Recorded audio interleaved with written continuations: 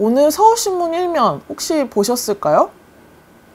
서울신문 1면 보면 이렇게 신문이 검은 색깔 띠지로 이렇게 둘러져 있고 아무도 쓰지 않은 부고 이런 식으로 구성되어 있는데 1면 도대체 어떤 이야기가 담겨 있을까요?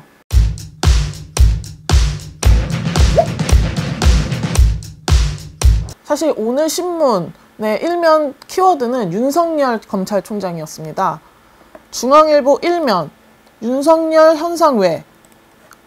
이 기사는 검찰총장이 대선주자 지지도 1위를 했다면서 윤석열 총장을 윤석열 현상이라고까지 이야기했습니다. 국민일보도 마찬가지입니다.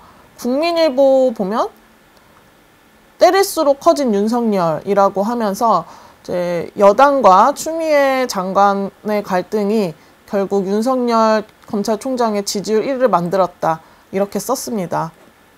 한국일보 역시 1면에 윤석열 검찰총장 이야기를 썼는데요. 대부분의 신문들이 검찰총장이 지지율 1위를 했다. 이런 소식을 1면에 배치를 했습니다. 검찰총장이 지지율 1위를 차지한 것이 좀 이례적인 일이기 때문에 이 일을 1면에 배치한 것은 어떻게 보면 평이한 1면 배치라고 볼 수 있는데요. 이런 1면 배치에서 조금 돋보이는 1면이 서울신문 1면이 아니었나 싶어요. 검은 색깔 띠지로 부고라고 하면서 아무도 쓰지 않는 부고 이렇게 제목이 되어 있습니다. 여기에서 담배 제조 노동자, 생산직 노동자, 터널 굴착 노동자, 택시기사, 식당 매니저들의 죽음을 알리는 부고 기사인데요. 조금 특이한 게 1면을 모두 꽉 채워서 이들의 부고를 전달했습니다. 조금 자세하게 봐보면 좀 굉장히 가슴이 아픈 기사도 있습니다. 담배 제조 노동자의 죽음을 보면 펄프 혼합기 내부로 추락해 숨져 사망했다. 53세였다. 그리고 고인은 혼자 작업하던 중 비명으로 추정되는 소리가 공장의 다른 작업자에게 감지됐지만 소음에 묻혀 조치가 이뤄지지 않았다. 이런 식으로 좀 가슴 아픈 일들이 148개나 나열되어 있는 기사입니다. 이어지는 2면에서도 왜 이렇게 1면을 배치했는지 알려줬는데요. 서울신문은 이제 올 1월부터 6월까지 산업재해 사망자 1101명에 대한 사망 자료를 입수를 했다고 합니다. 여기에서 148명이 밤에 일하다가 죽은 야간 노동자 산업재해였다. 이렇게 사실을 확인하고 이 148명의 죽음을 1면에 배치한 겁니다. 이 1면도 굉장히 웅장하지만 슬프기도 한 모습인데요.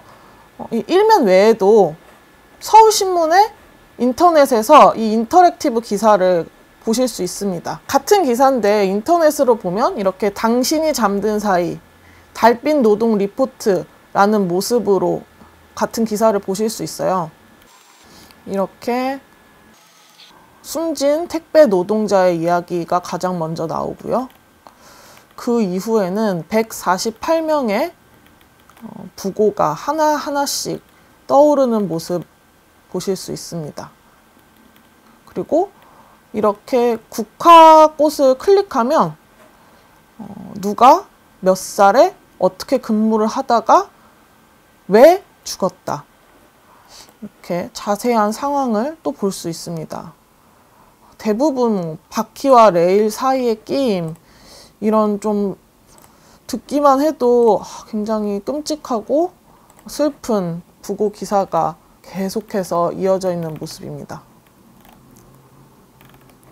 사실 이런 1면 기사가 파격적일 수도 있고 어쩌면 이거 한번 본 것 같은데? 라고 생각하시는 분들도 있을 거예요. 최근에 가장 유명했었던 기사가 뉴욕타임스에서 코로나19 때문에 돌아가신 분들의 부고 기사를 이렇게 배치했었죠. 해당 기사를 좀 살펴보면요. 여기 뉴욕타임즈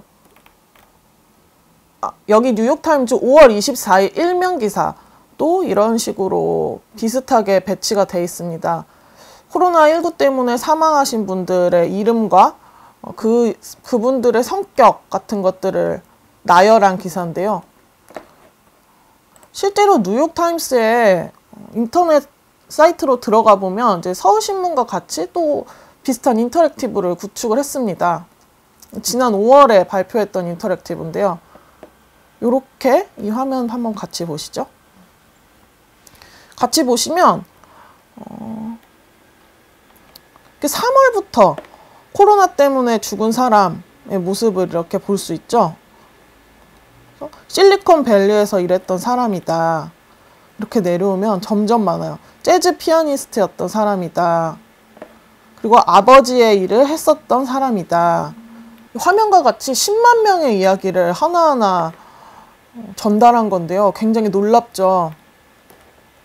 그리고 이거 굉장히 재미있는 사실이 뭐냐면 이 사람들이 매우 유명하거나 어떤 큰 업적을 남기거나 이랬던 사람들은 아니라는 겁니다. 그래서 이 당시에 뉴욕타임즈 해당 사망기사 취재기를 보면 뉴욕타임즈 소속 리서처 3명과 대학생들이 모여서 지역지의 부고를 하나하나 뒤져서 만든 기사라고 하더라고요. 그래서 이제 이것이 부고가 아니라 사망기사다. 그리고 부고랑 사망기사는 좀 달리 봐야 된다. 이런 이야기가 나왔었던 기사입니다.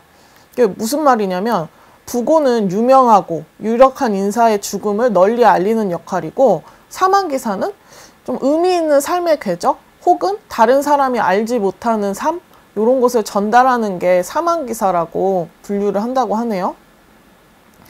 그러니까 사망기사는 이것처럼 이야기를 전달하는 겁니다. 사람의 이야기. 그래서 실제로 뉴욕타임즈 1면을 보면 잭 버틀러 78세 유년 시절 고향에서 살았음, 수잔 그레이 97세 페넬로페라는 이름으로 글을 썼음, 이런 식으로 굉장히 사소한 이야기들을 담고 있어요. 그래서 어떻게 보면 이렇게 사소한 이야기들은 이제 부고가 되지 못하지 않을까? 이런 생각을 많이 하게 되는데 뉴욕타임즈는 이런 사람들의 이야기를 하나하나 찾아서 부고 기사로 만들어서 굉장히 큰 호응을 얻었던 기사입니다.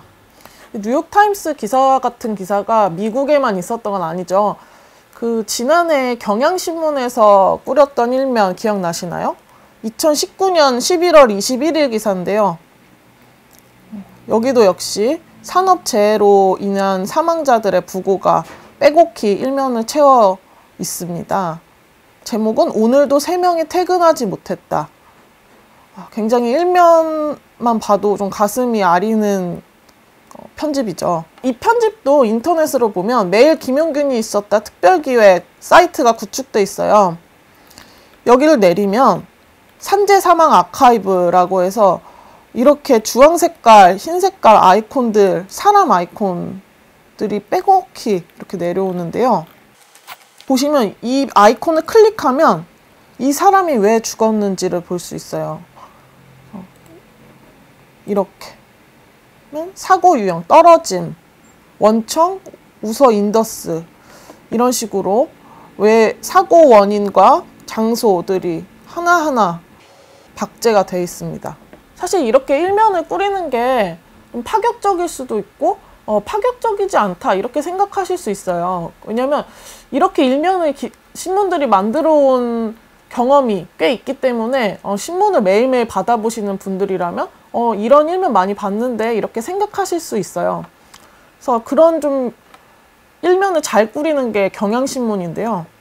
경향신문 같은 경우 2011년 10월 6일부터 좀 이런 파격적인 도전을 시도를 했습니다. 2011년 10월 6일은 경향신문의 65주년이었는데 이때 일면으로 기자윤리 강령을 배치해버립니다.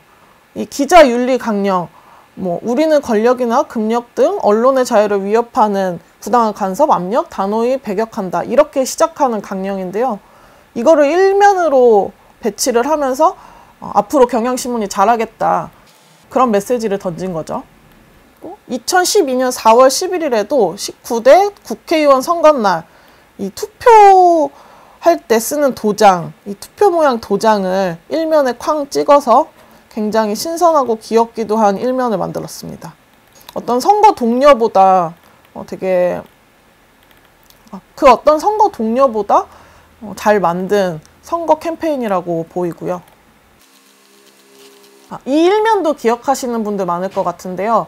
신문에 컵라면이랑 삼각김밥이 있는 일면입니다. 2016년 10월 6일인데요. 비정규직 이야기를 전하면서 컵라면과 삼각김밥으로 끼니를 때우면서 일을 한다 라고 하는 메시지를 던지기 위해서 컵라면을 일면에 배치했습니다. 요즘처럼 포털로 기사를 읽는 시대에 누가 일면을 보냐, 신문 일면이 뭐가 중요하냐, 이렇게 생각하시는 분들도 있을 거라 생각되는데요. 그런데 여전히 신문사에서 일면을 위한 회의는 가장 중요한 회의고, 가판대나 편의점에서 파는 신문에서도 일면만 펼쳐 있기 때문에 신문의 표지와도 같은 거는 변하지 않는 것 같습니다. 서울신문 역시 오늘의 일면을 기획하기까지 기자가 기사를 쓰고 편집국장한테 일면을 제안하고 편집국장도 이를 승인하기까지 좀 많은 의사소통이 있었을 거라 생각이 돼요. 어쨌든 일면으로 산업재해 이야기를 다루겠다고 한 것은 서울신문이 독자들한테 이 이야기를 가장 먼저 봐달라고, 그리고 이 이야기를 꼭 좀 봐달라고 하는 메시지가 아닐까요?